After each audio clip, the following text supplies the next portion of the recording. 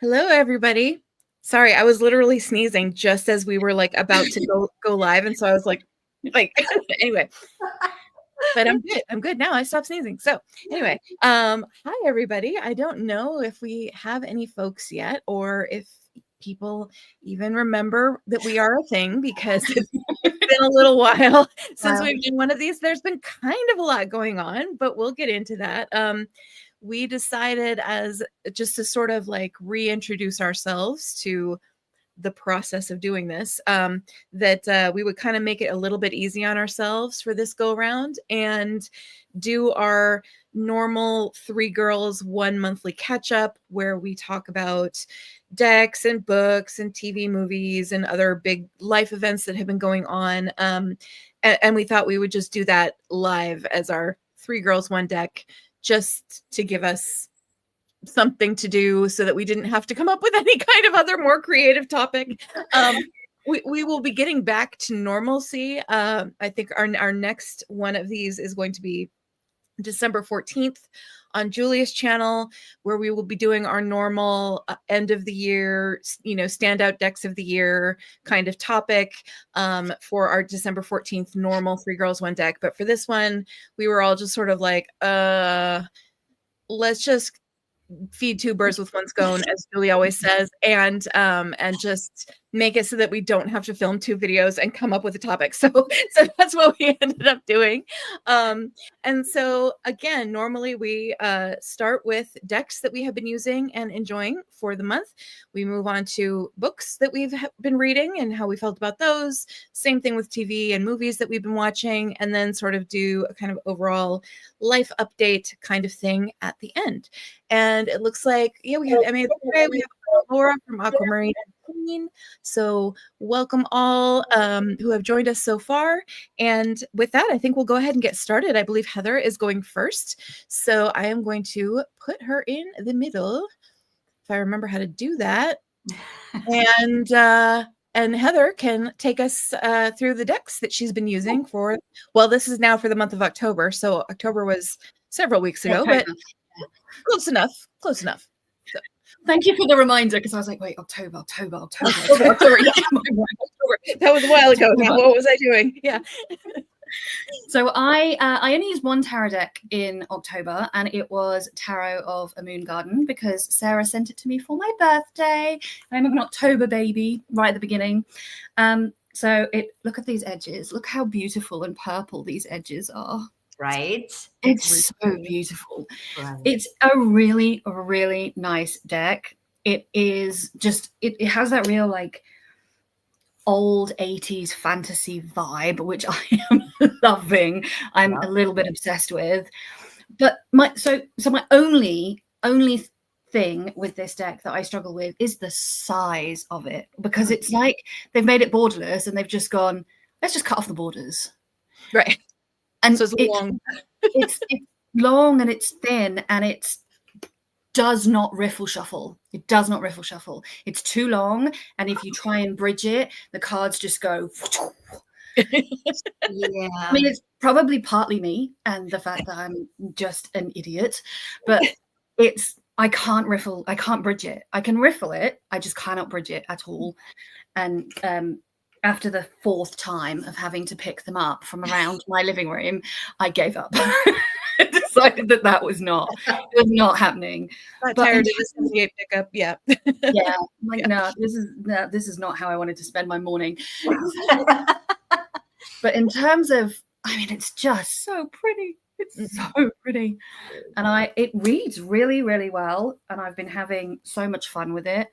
And I was really struggling with tarot through the summer and September, and like, I think it's sometimes when life gets really stressful, you want to latch on to things like tarot and they're really useful. And sometimes it's like the opposite happens. And for me, the opposite was happening.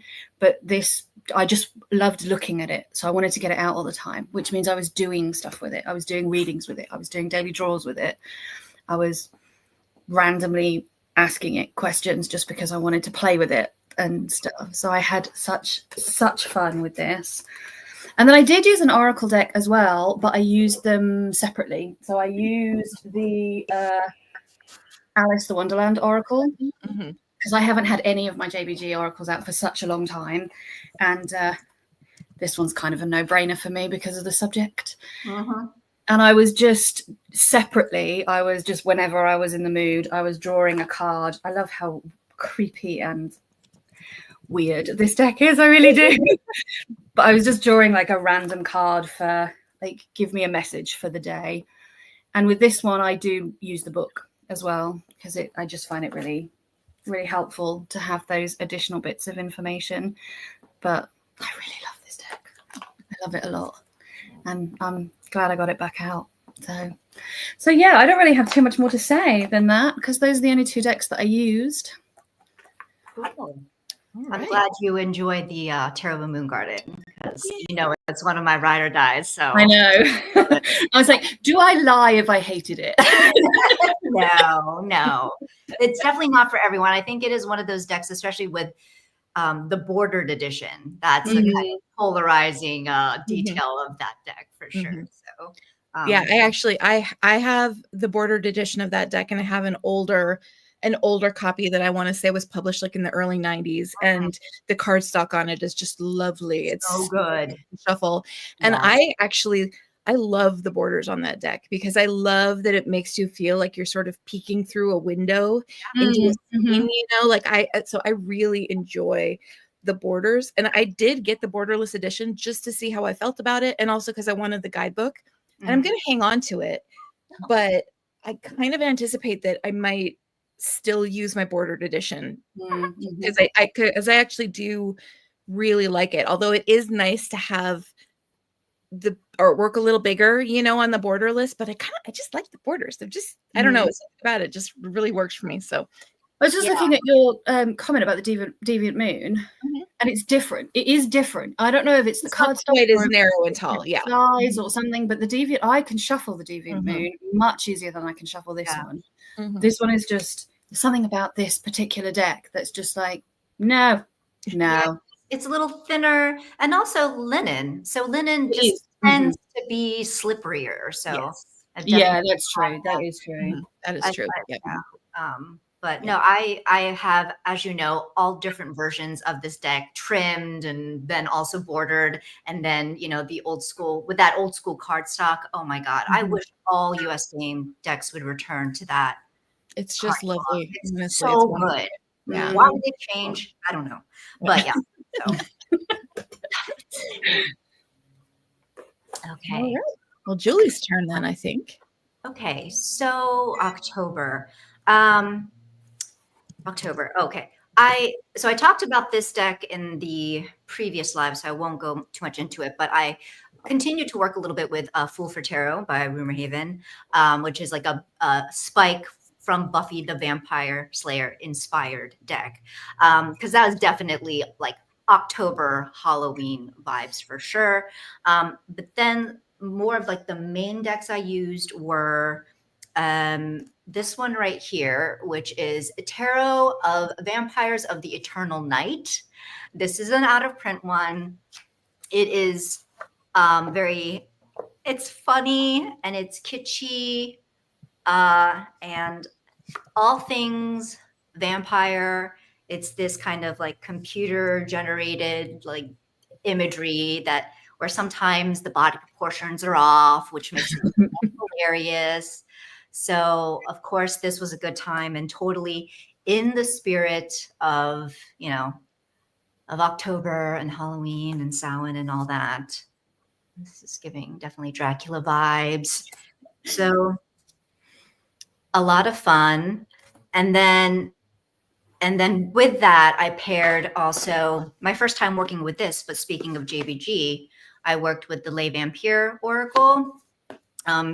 Someone was moving this deck along and asked if I wanted it. So I used to have the Alice and had passed that on because I was just, I liked it just fine, but I don't think Alice is not my thing in the same way it's Heather's thing. So over time, I was just using it like less and less. And, but yeah, this was a good time. I do enjoy this deck. and for me, it was just really about like getting to know it since it's my first time working with it. So definitely pulling a card, kind of, leaning into my own takeaways of the message, but then of course reading the guidebook. And I think that, man, Lucy Cavendish is really hit or miss for me. Is it Lucy Cavendish that wrote this one? Yeah. Mhm.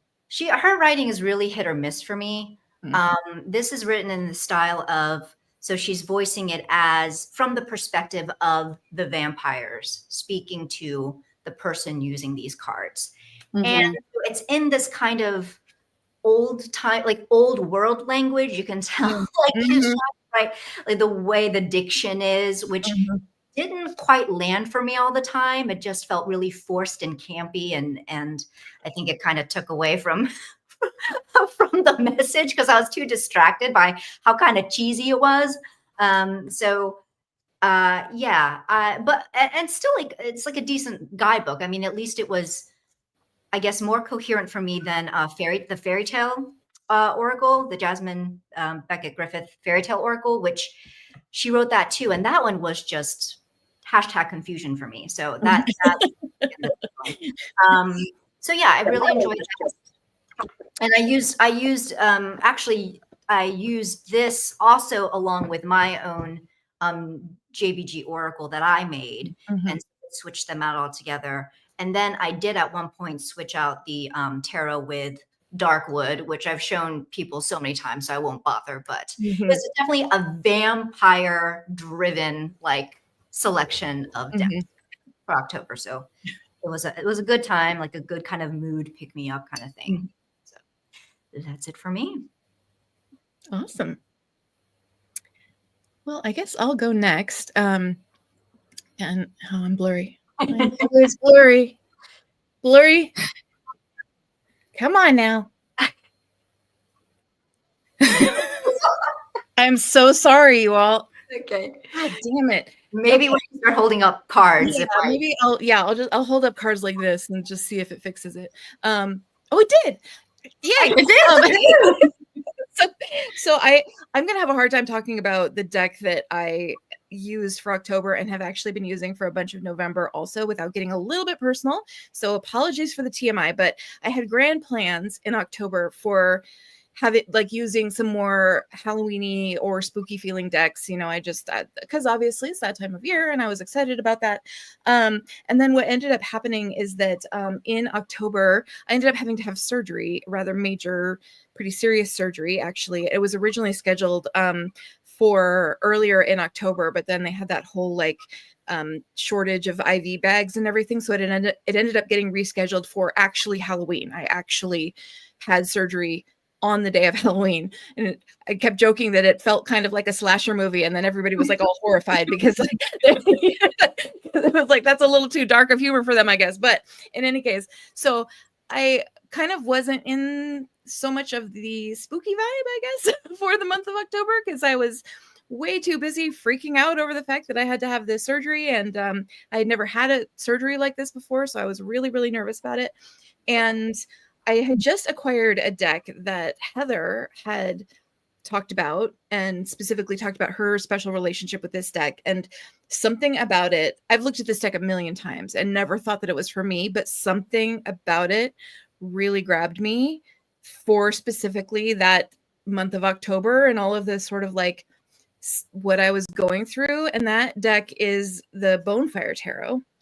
And this is the second edition, which, as you can see, has beautiful blood red edges, and it's a little bit smaller. This is a very, very hard deck to shuffle. I will say I had to overhand this deck.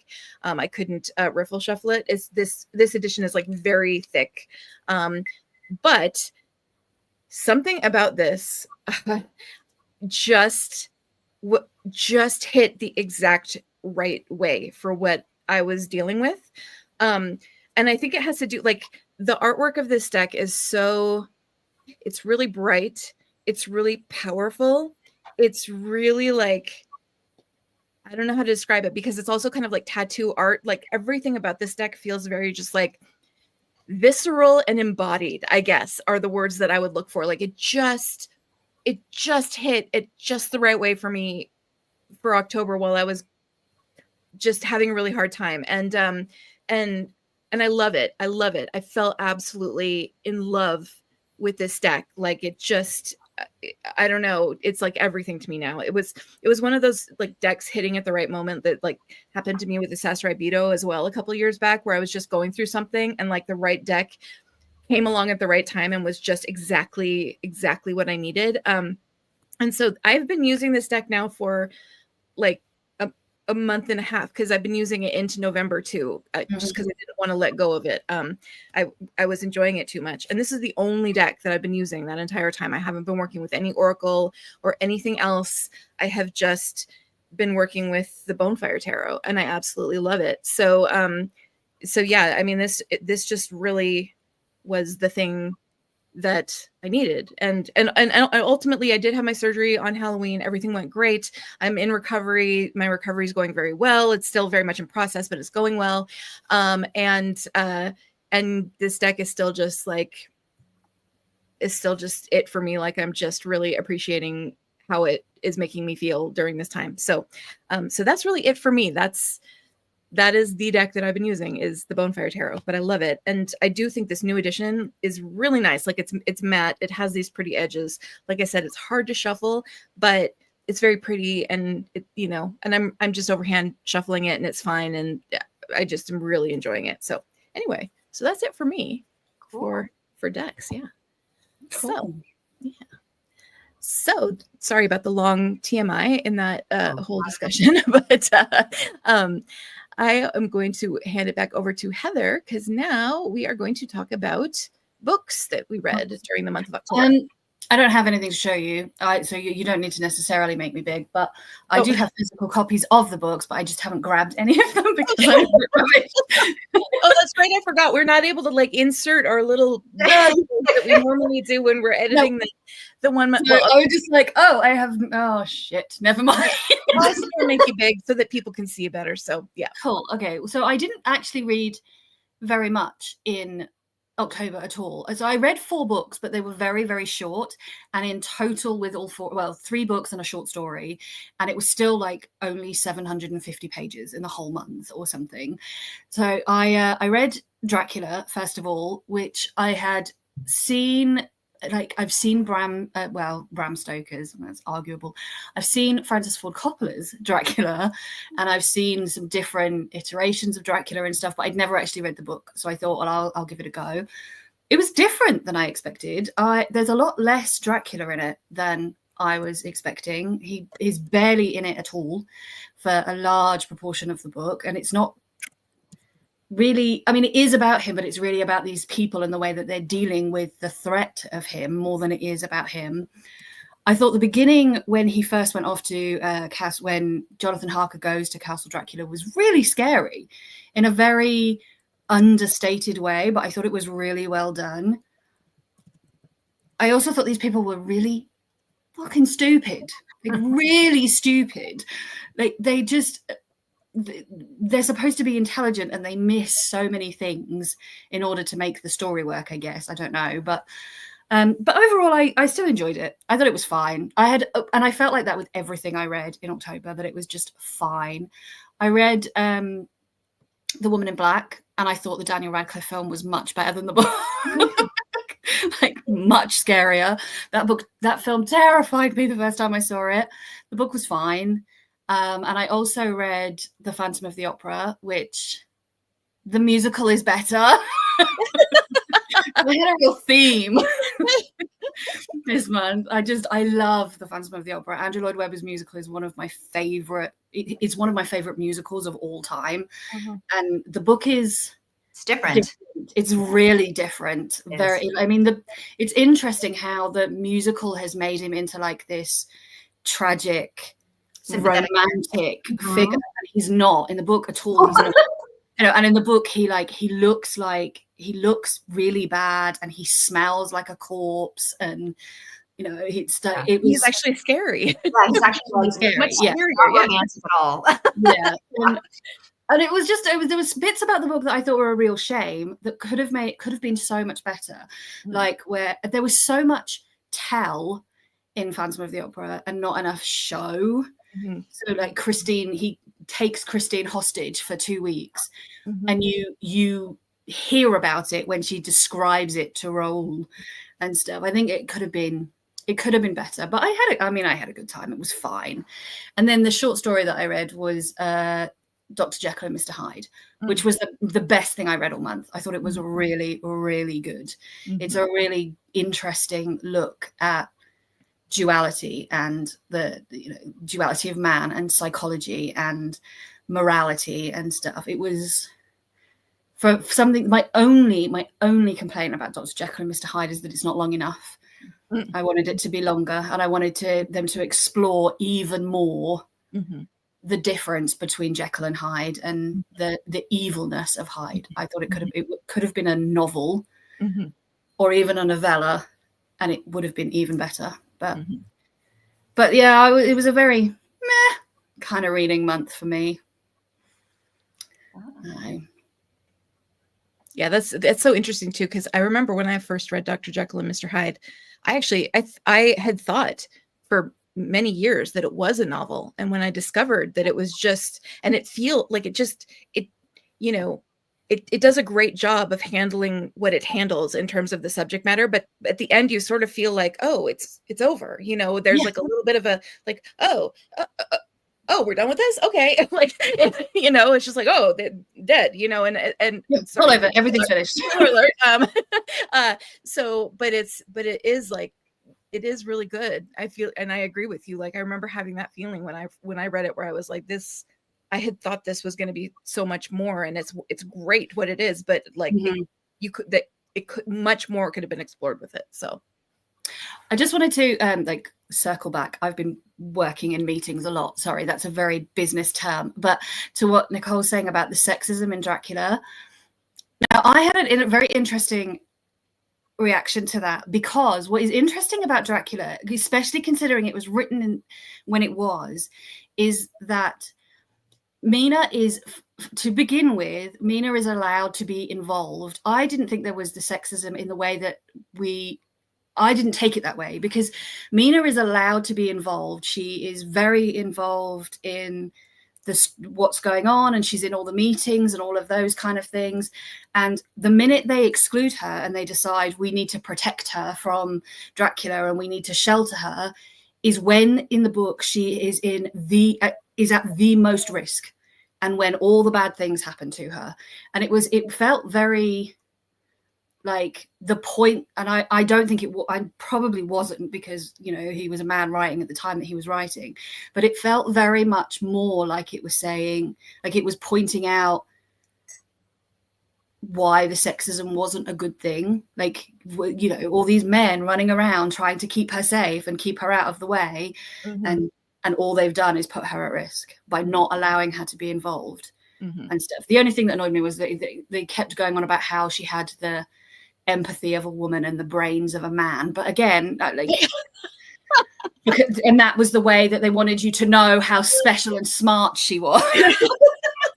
And I was like, okay, fine. Oh, but it was a product of its time. But I did think I just found it a really interesting choice for the time that it was written, to make the most sexist moments in the book also the ones where the character was at the most risk throughout the whole book. The minute her agency was taken away, she was in danger. And up until that point, she had been no more in danger than anybody else. I just thought it was just a really interesting thing that I picked up on when I read it. That is interesting. Cool. Yeah.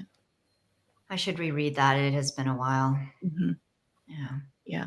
I haven't read it in years. Yeah. So, yeah. But it is a good book. Like, Dracula is one of those books where it's like, it's a good read. Like, it's a very entertaining book, like it's a good read. So yeah. All right. So Julie? I'm going to be pretty short. October I actually wasn't really much in the mood for reading a lot in October, as I wasn't doing other stuff. But 2 of like the 5 that I started that I managed to finish was Spinning Silver by Naomi Novik, which is actually our next book that we've chosen for. We'll be doing this probably next year. but the third installment of our 3 books, 1 book, we have decided on Spinning Silver by Naomi Novik. So you heard it here. And so if you wanted to get started, if you'd like to join us for that next 3 Girls, 1 Book, that is the novel that we're reading. So I will refrain from giving you my opinions on that here and wait until we have that next live. And then another book that I finished was it was a short one, a nonfiction kind of self-helpy type book called A Year of Less by Kate Flanders.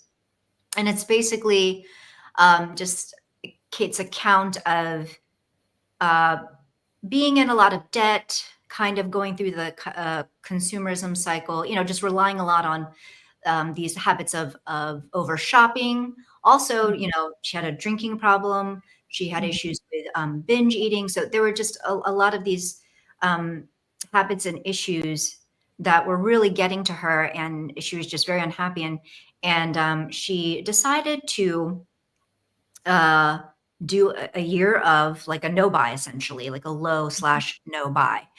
And so, I mean, it was a fine book. What was more interesting to me, it was less about the whole like, oh, what are her strategies for doing her no buy? They were no different than what we've heard before from many other people who have done a low or no buy.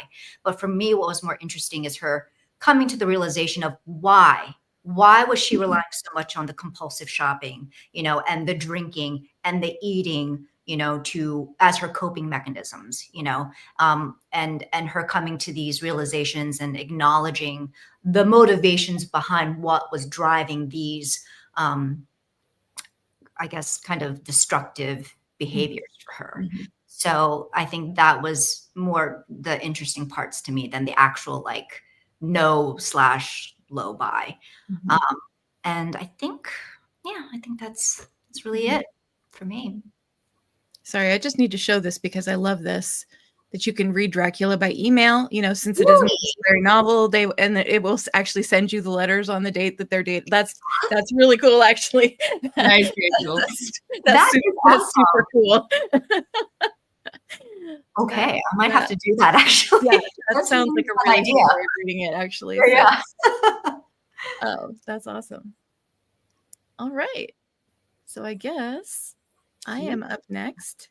So, one of the books that this now feels so long ago, but I did read this in October. I read the first book in the Daevabad trilogy by Shannon Chakraborty, and the first book is called City of Brass. And I loved it.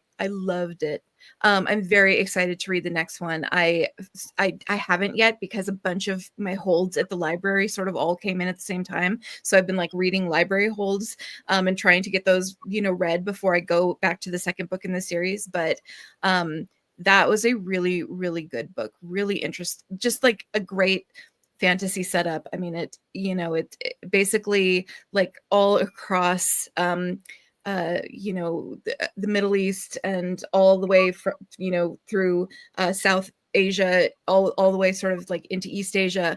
There's just this variety of different groups of jinn, jinn from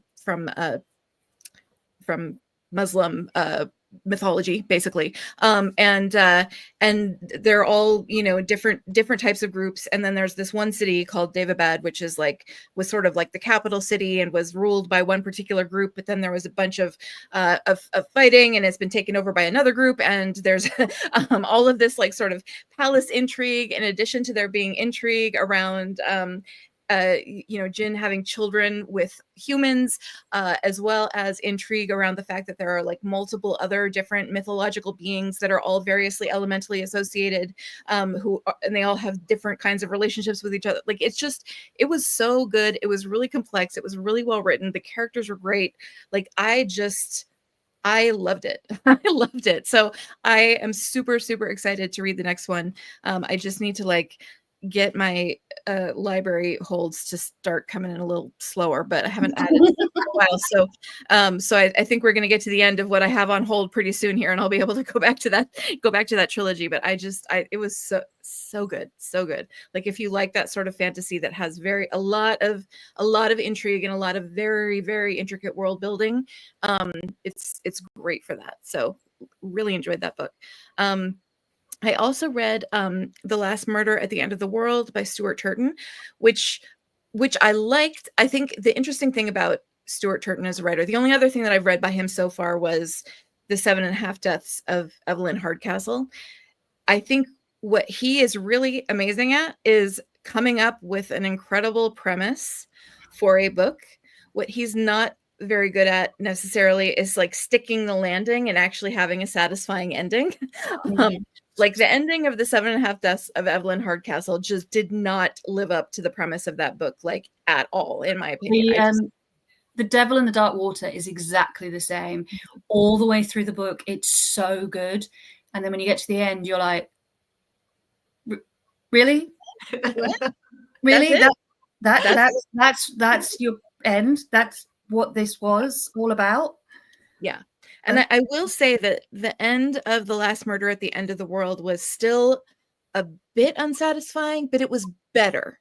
It's my favorite of the three that I've read. It was definitely better. It definitely had more of a satisfaction to the ending than the other book of his that I had read.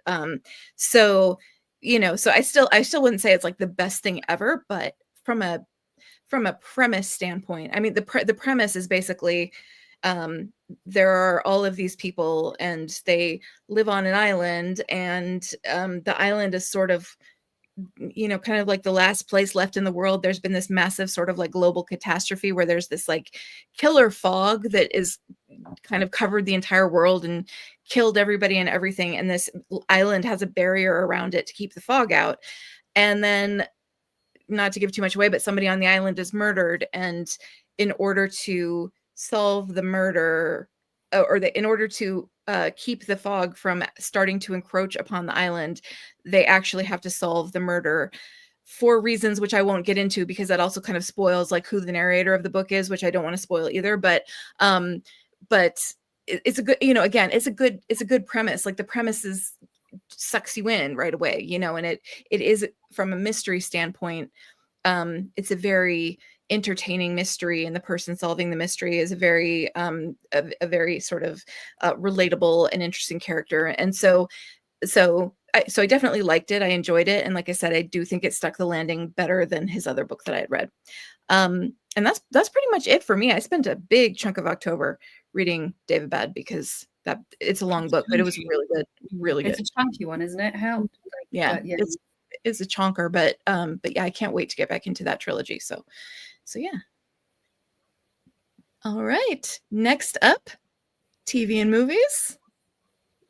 I don't have too much to talk about here either, really. I watched two and a bit movies in October. I didn't watch much I mean, I did watch TV, but it was TV shows I've already talked about that I was just continuing watching.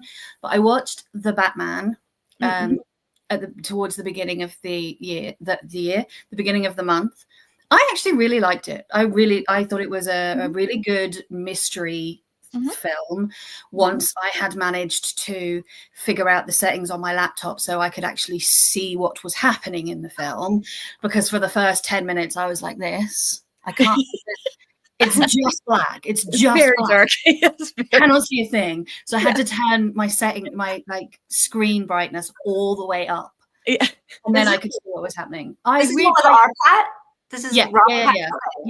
I thought he was a really good Batman. I thought the story was really good.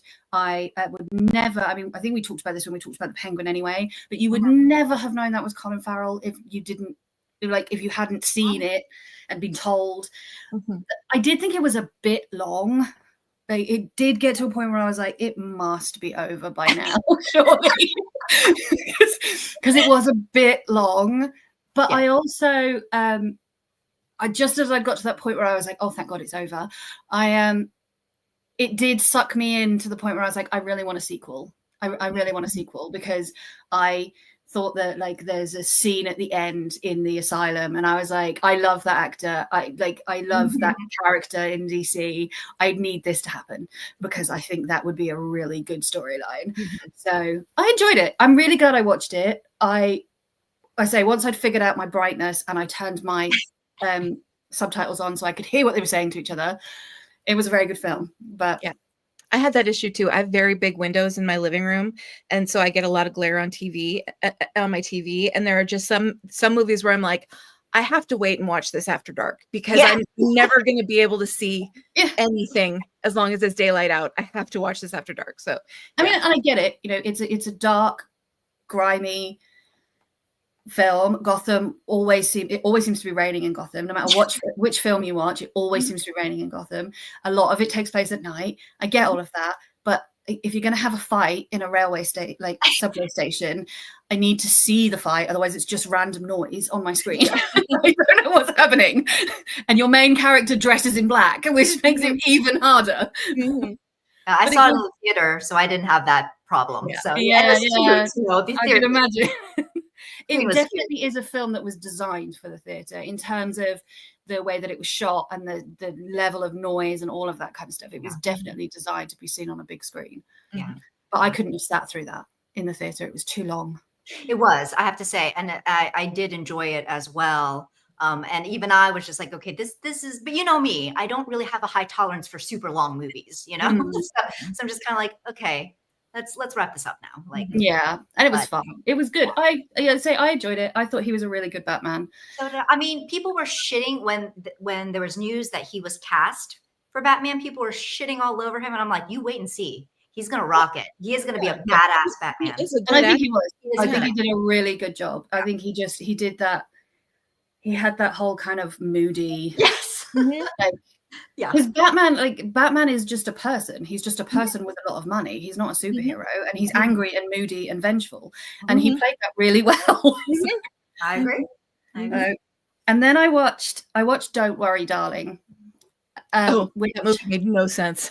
Well, it was fine. I was watching it and I was like, okay, this is fine. And then it ended, and I was like, this does not work. It does not work. It does not hold up.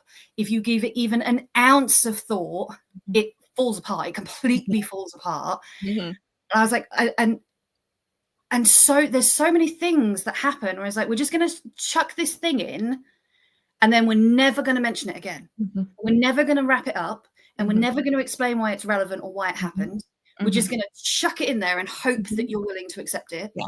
And hope that if it's visually cool enough, you'll just let it go. You'll just let it go by, you know. Yeah. It was fine. I watched it. There was never a moment where I was like, oh my God, I'm so bored, I need to turn this off. But if the minute you engage your brain, you're like, this film makes no sense. It's just not possible. It makes no sense. And I actually thought the acting was very good. That was the one thing I will say about that film, was the acting was phenomenal, especially her. Florence Pugh was amazing. Incredible in that film. I thought Harry Styles was fine, but unfortunately he was acting against Florence Pugh and Chris Pine. And so it really showed up that they were like professional actors. And other than that, you can't really talk about how bad it was without completely spoiling it, because all of the things in that film that just didn't work are also all spoilers. But I really wanted to like it, and I did to start with. I was like, oh, this is really, really interesting. And then the more it develops, the more you're like, this is stupid. This is really stupid. You're so intrigued by the beginning. It is very intriguing at the beginning. You're like, what's going on here? This is all so weird. I don't understand it. And then when it's all explained, you're like, okay, it doesn't actually explain anything. But you haven't explained anything. It doesn't explain anything that we just saw. There were big questions that came about at the end that I needed answers to in order to in any way believe that the thing that you're telling me is happening in this film is at all possible. Right. Because it just doesn't work. It doesn't work. I'm normally somebody who doesn't, if I'm having a good time, I don't notice plot holes. Or quite often I have to have them explained to me because I'm just entertained. But you could literally drive trucks through this film. It was so bad. The entire precipitating event of the film that makes all of this stuff happen, you're like, okay, given the actual answer to the puzzle of what's going on here, that should never have been possible. Yeah, Like, right, exactly. yeah, like, to put it, just not to spoil too much, but a plane crash is the thing that sort of starts off as the precipitating event of the whole film, and like how the character realizes she's in a weird situation. But given how they explain the situation, there should never have been a plane crash. Like it's like, so how did that happen then? Like it just doesn't make any sense at all. It doesn't Yeah. make any sense. It's It not. It's like somebody went, I've got, it's like really basic story writing, right? It's Mhm. somebody has had this really great premise for a story and has written it, but they're not really very good at writing stories, so they haven't really thought it through properly and closed all of the different things that need to be closed in order for the story to actually work. Right. So so I will never watch it again, but I'm glad I watched it. I just need answers, but I know I'm never going to get them. And then I discovered that Heathers the musical was on Prime. Oh. So Heathers with Winona Ryder and Christian Slater is bar none, is my favorite film of all time. I love that film. I had the hugest crush on Christian Slater when I was young, and because of that film, which now I think about that, I'm like, that's not good. That's a little messed up, but okay. Trust me, I was young. Don't worry about it. But I think I managed 15 minutes of Heathers the musical. And I love Heathers. I love musicals. Heather the musical. No. Oh. No. I managed a song and a half. And I was like, no, I can't. This is not good. I don't know what this is, but it's not good. I can't do this. So yeah. And that was pretty much all I watched in October. All right. Julie's turn. I actually didn't really watch all that much either. Matt and I did go to see Jungkook, I Am Still, which Sarah had talked about previously, but to recap, it's a documentary kind of following Jungkook, who's a member of a Korean band BTS. It follows him as he's preparing his solo album Golden, and so he's doing he's preparing for that, and then the promotions, the performances, all of that, and it was a good time, and I think Matt enjoyed it too. I think Matt is basically closet army. He hasn't really come out to confess, but he closet. He is so closet army. He is so closet army. Yeah, He is. yeah, Totally is. Yeah. And then the other thing that I watched it's on Netflix, and it's called Will and Harper. And so this is another documentary, and it follows Will Ferrell, the SNL comedian, movie actor, and Harper Steele, who is a trans woman. And Harper Steele used to be Andrew Steele, who was lead writer for SNL, and I think he's done other comedy writing as well. And so the whole premise is that they go on a road trip together, and Harper, she revisits places that she used to visit when she was Andrew, just to see how that would feel, and it was just interesting to see the reception depending on where she would go. So that, and there were just a lot of, vulnerable moments, especially with Will Ferrell, who you think is like, just the funny, raunchy actor, but he's, you get a lot of vulnerable moments because it is, it's a complex subject. And so that was really interesting. And then I think that's really it, other than my usual K-drama watching. All right, cool. Well, I will put myself in the middle. I did also, like, I will admit that I was in need of a lot of comfort watching during the month of October. So I had been watching Interview with the Vampire on Netflix and was planning to continue that. And then I sort of dropped it a little bit in October just because I think I needed something a little less bloody. It just wasn't quite what I needed at that moment in my life. So I kind of let that go. I will get back to it because I was really, really just thoroughly enjoying it, but I realized that I was kind of in need of a little bit more just comfort watching. So luckily, Great British Bake Off had started, and that is like one of my all-time comfort shows. So there was a new season of that, and I also rewatched a couple of old seasons of that. And the new season that is currently airing is, I think, going to be coming to an end in just a couple weeks. But I've been obviously really enjoying Bake Off. It just is the most soothing thing that you can possibly imagine to watch. Just, lovely British people baking things, and it's just thoroughly enjoyable. And then, like I said, aside from that, I was really just watching a lot of BTS content, basically just your normal Run Jin. I watched some old Run BTS episodes. I, rewatched some of the documentaries, and yeah. So I won't get too much into any of it, but it was very much a just all comfort watches all the time for me kind of month in October. So Cool. Yeah, I still have yet to watch Run Jin because I've been waiting to try to watch with Matt because it's on YouTube, and so just trying to set that up. I don't know why he's like so against it. He just doesn't want to watch anything on YouTube, and I'm like, but trust me, you'll love this. Like, I feel like you will love this. It's hysterical. Like, yeah, that's what I gather. So I was just like, if you loved like Are You Sure, which was like so low key, just watching them eat food. Like this is a different type of like, comfort watching. This is gonna have you in stitches because it's Jin. So there's, but yeah, still trying to get him to. He's gonna love it. Yeah, he's gonna absolutely love it. Yeah, it's a good laugh pretty much constantly the whole time because Jin is just a mood and he's hilarious. So yeah, it's great. All right, so on to our last topic, and that is just our sort of like life updates. What kind of happened to us in October? How else have we been doing otherwise?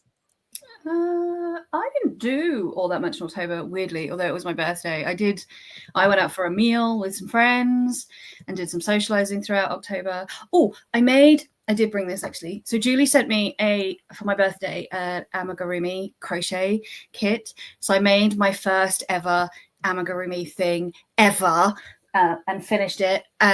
And it's not good, but I love it anyway, so I don't care. So I made a lion. But he looks great. He looks a little bit like Winnie the Pooh. I can see it, but he's a lion. You can tell he's supposed to be a lion. So he is a key ring to go on my keys. Cute. But yeah, so first time ever. I had to Google what the hell I was supposed to do with the eyes. I was like, what do I do with them? How do I make them stay on? What is the plan here? Help me, because the kit is not. The instructions are not the greatest, but the YouTube videos are really helpful. Oh, okay. It does give you like a VR code to the YouTube videos, and that was really helpful. Okay. And it's also US terms, so I just had to be a moment where I had to remind myself what a like half double crochet was, or half, because that's not a thing that we have in UK terms. But yeah, so I made a lion. I'm really pleased with him, I have to say. I am really pleased. So cute. Very cute. And other than that, if I did do anything else, I can't remember because it was a really long time ago. It feels like a really long time ago. I totally get it. It kind of does. Yeah. So yeah, that's it. That's all I have to share. Is my lion. Very cute. So cute. All right. So, I think October was like fairly low-key-ish. Like anniversary and birthdays. So Matt and I celebrated our 14-year wedding anniversary, and we just did like, low key, just went out to a nice dinner. So that was nice. And then we celebrated a friend's belated birthday with a dinner. It was just a lot of food, a lot of eating food. So I went out to dinner with her, and then it was Matt's birthday in late October. So took him out to a nice dinner then. So it was just, yeah, a lot of food. And then otherwise, yeah, not really much else. I was spending a lot of time on doing like some doll customizing. So that was taking up some time and a lot of like, because focus continues to be like hard for me. So just something mindless like my coloring app. I was on that thing nonstop, just tapping away and coloring on my coloring app, and it was just amazing. It was just such a fun, mindless time. But I had considered, speaking of amigurumi, I had considered starting the next Wooble kit. I'm like, this is going to be too frustrating and too much like mental work. Like I don't. I'm like, I was like half considering like, oh, if I just sent this to someone who can crochet, could they just do it for me and send it back? So I don't have to do this. That's sort of not the whole point, Julie. Point. It's not the point. I haven't. Obviously, I haven't done that. I still haven't, and I do plan to do it. I just, yeah, I don't know. You can do it. The first one you made was adorable. It was missing a leg, and and you could see it stuffing through its. That's okay. Yeah, Why going down a hook, Julie? That's what someone at work actually had suggested, that maybe a smaller hook might be Go better. for a smaller size. If you're finding you've got gaps between your stitches, Yeah. and the stuffing is coming through, try a smaller size hook. Okay. Yeah, Okay. it does help you keep your tension tighter for sure. Yeah. Okay, that's something to consider. Although I don't really know that I want to buy a hook for a hobby that I won't necessarily continue after this Wooble. So I don't know. I'll think about it. But I've heard that recommendation before as well. Yeah. They're not super expensive, I will say, about crochet hooks, Okay. Yeah, I mean, Okay. if you buy the fanciest pot, like you can buy, the type of hook that they send with the Woobles kit, you can buy one of those for not very much money, Okay. less than $5 probably. So Okay. All right. I'll consider it. I'm thinking that might be one to start like around the holiday time when I have time off and you just kind of, focus better, not having to deal with work and all that. So maybe we'll see. Held off since June when I got it. So, so that's it for me. Sarah? I mean, I've kind of filled everybody in on my October already. You all kind of know what that was like for me. It was just a lot of like just trying to get medical stuff scheduled and then being all geared up to have surgery on the 11th and being told the day before that it was being rescheduled because of the IV shortage, and then having to wait to have it rescheduled. And my mom also had like a bit of a health scare during October as well. So that was also quite distracting. She is fine. She's completely fine. But we had a moment, a day with ambulance rides and time in the emergency room. And that really sucked, but it all turned out okay in the end. She's perfectly fine. So yeah, it was a very medical month in October. But aside, and it was just me trying to like not be stressed and get my head around what was happening. And that's pretty much all it was. So, and just trying to distract myself with various books and, very, very chill TV. So that was pretty much it for me. So I think that is everything. I think that covers all of what we have been up to, unless you ladies have anything else to add. And we are just right about at the hour mark. So we'll probably call it good for today, but thanks so much to everybody for joining us. It was so great to see everybody. We have it. Like I said, it's been a while since we've done one of these. So look out for the next one to be again on Julie's channel. December 14th. Same, it's a Saturday, same normal time. And we'll be actually talking just about decks for that one, and doing our normal year-end wrap up of standout decks for 2024. So look out for that. And again, also in the new year, sometime we will be doing another 3 Girls, 1 Book. And just a reminder that we will be reading Spinning Silver by Naomi Novik. So if any of you want to pick up that book and get a head start on it, just feel free. We don't have a set date yet for it, but we are excited to do that again because we've had a really great time with the first 2 we did. So anyway, I think that's everything, but I'll just say thank you all so much again for joining us, and I'll put up our little outro screen here if I can find it. Thanks, everybody. Have a great one. Bye. Bye.